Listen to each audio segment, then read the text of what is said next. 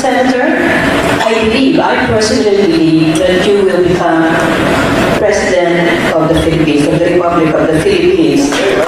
One of these days, it's not 2016, maybe immediately after. If my perception is similar to yours, what do you intend to do about it? About becoming President of the Philippines? To achieve any success, I believe in any political career, one must always hold central to your work and to all the efforts that you are doing is that essentially you are in public service. And because you are in public service, the most important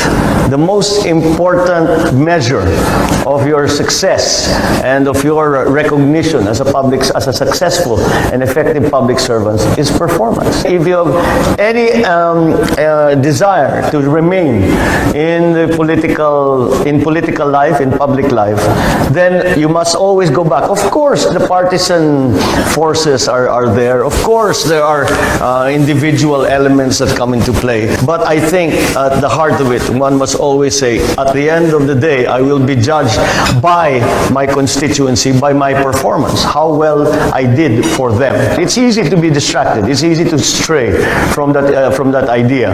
But one must just keep reminding oneself that make sure you have done your best, your absolute best, and people will know that. And if you are to enjoy any success, it will flow from that, I believe.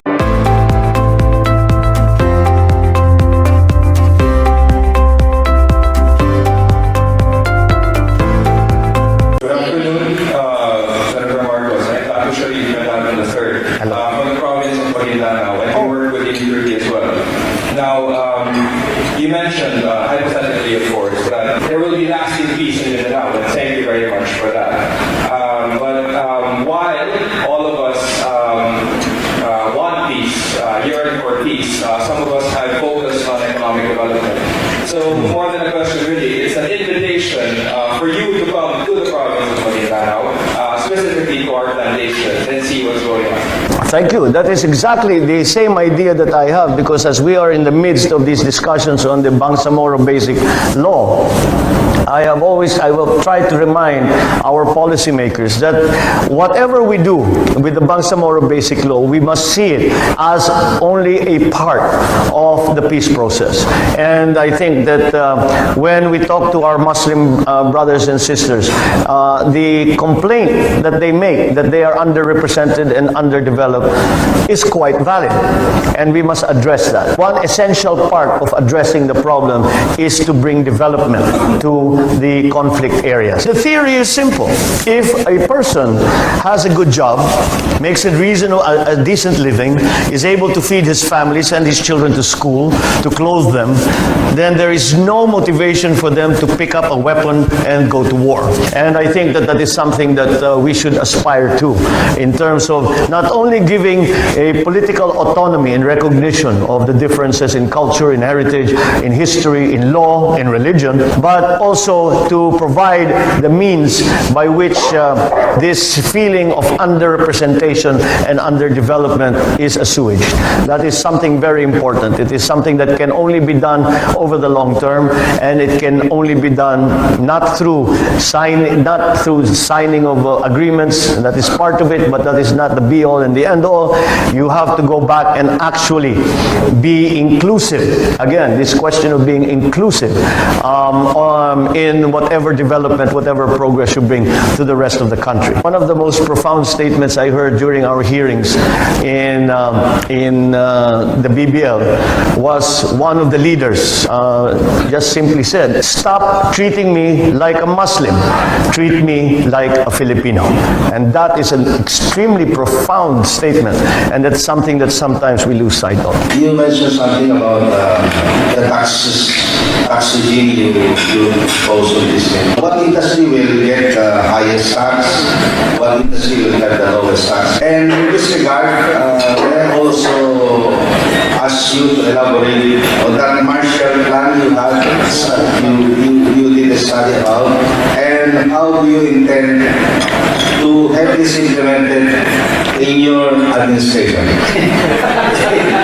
I mentioned the Marshall Plan because it's something that we examined and to see the effects. It was an intellectual exercise in my economics class, and the conclusions that we arrived at was that the trickle down, the Marshall Plan was based on the idea of trickle down. Just send a lot of money, invest in the big ticket items, and the benefits of that will trickle down to the lowest parts of the economy.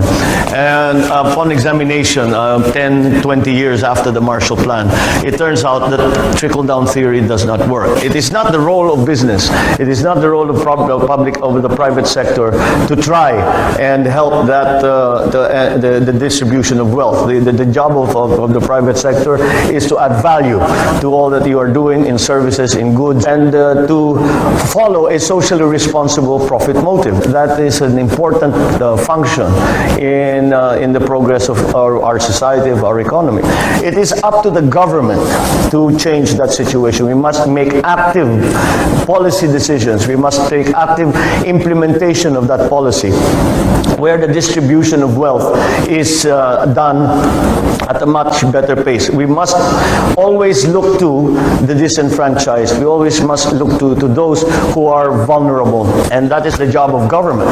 And that is something that we have not been, I do not think that we have addressed properly. We hear often about the 7% growth rate, and yet we spend 65 billion on the CCTs. The poverty rate does not change. The unemployment rate does not change. The literacy rate does not change. The mortality rate in our hospitals does not change. So basically, the way we are doing it is not working. It is often cited, the examples of Brazil and India in the CCTs as a tool for the distribution of wealth. In Brazil and in India, the CCTs were funded by corporate taxes. Hence, you can see there really is a distribution of wealth element in that. In the Philippines, CCTs are funded by borrowings. So that immediately wipes out the entire, one of the most important parts of the CCTs, which is a distribution of wealth. So we have to rethink some policies. Anyone who has made even a cursory examination of any economy and its reactions and its policies towards poverty will know that direct transfer payments, i.e. throwing money at the problem, simply doesn't work. Hence the very famous Chinese saying about fishes. Don't give me a fish, teach me how to fish. And this is what we must do. We must give people the opportunity to make it better. How do we do that? At the very beginning of that entire process, improve our educational system. With a well-trained, well-experienced workforce, you can do anything. And that will provide opportunities for people. That, again, if there are more high school graduates, there are more college graduates, literacy rate is improved. And in this day and age, our command of the English language is important because for better or for worse, that is the language of the internet, that is the language of commerce. All of those things we must provide as a service of government. And I have always believed in the principle that education is the most important service that government provides its people. And that is just the beginning point. Now, then you must again have faith in your own economy, and that you invest in it. You invest in your own economy, because when you invest in roads, when you invest in transport systems, when you invest in power plants, you are not investing in an economy. You're investing in your people, because you are making an investment to provide your people with an opportunity, with a framework in which they can flourish. Look at Filipinos abroad. When given the opportunity, they were, and knowing what the rules that are stable, you work hard, you do well, and with a bit of luck, you'll make it. And look at them, they make it. Filipinos make it. And we are not only successful, we are actually sought out because of the good work that we do.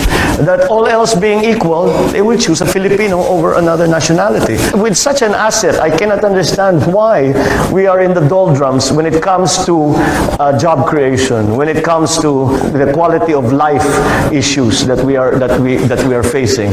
And can you imagine the 8 million Filipinos, all their skill and industry and resourcefulness that we are all famous for.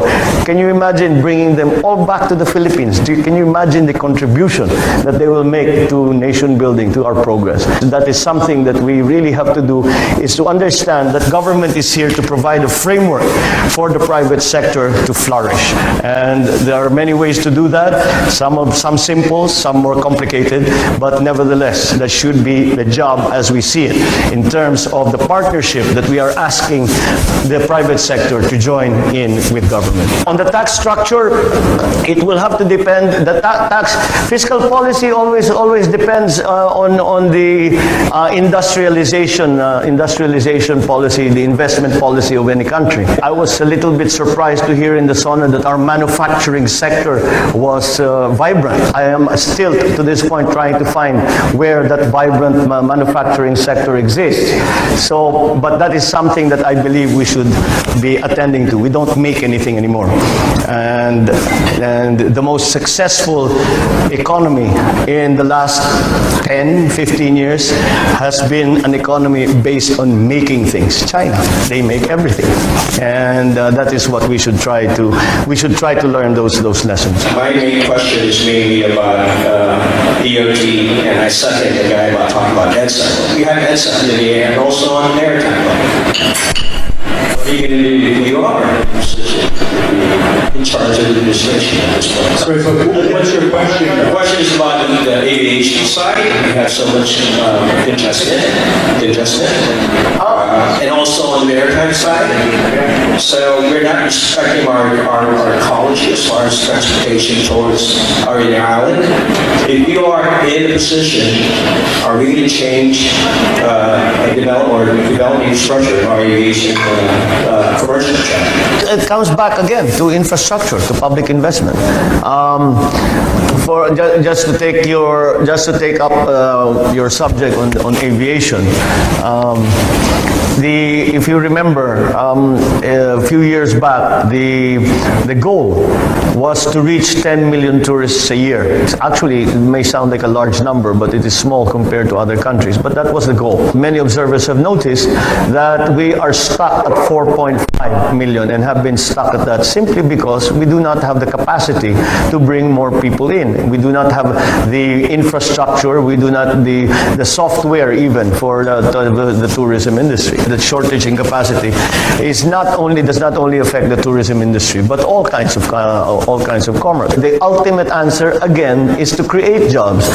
How do you do that? You make the economy grow. How do you make the economy grow? You make public investments in the economy, and that's the only way. And you make your systems more efficient. You make government interfere as little as possible, but as much as is necessary in all business activities. It is a general concept. Again, the application to practical problems is not necessarily obvious, but it is still something we need to look for. Please give him a big round of applause. Thank you very much.